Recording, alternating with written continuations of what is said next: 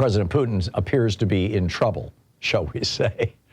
And, but, you know, here's the details of this. And this is, I mean, literally just a couple of weeks ago, had any of these guys come out and said these things, they would have been being discovered as, oh, isn't that interesting? The politician so-and-so just jumped out of a 12-story building.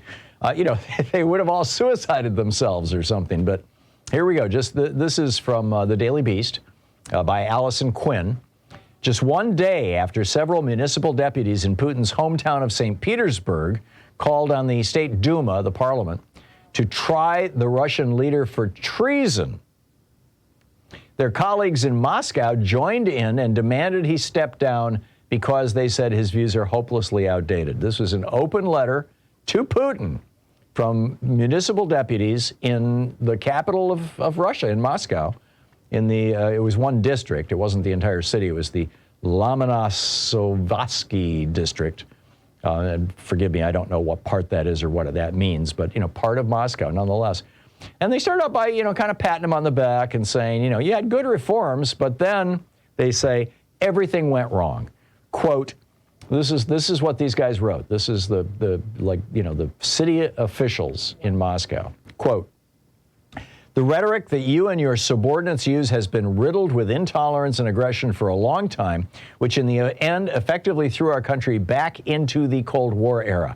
Russia has again begun to be feared and hated, and we are once again threatening the whole world with nuclear weapons.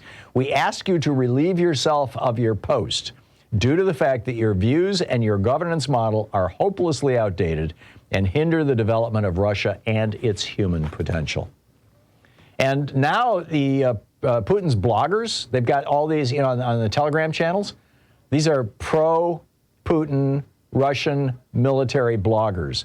And one of them yesterday posted this blog, Stalin, as much of a vampire as he was, never stooped to this and said how we lost nothing and there were no problems, wrote one of the pro-Kremlin bloggers.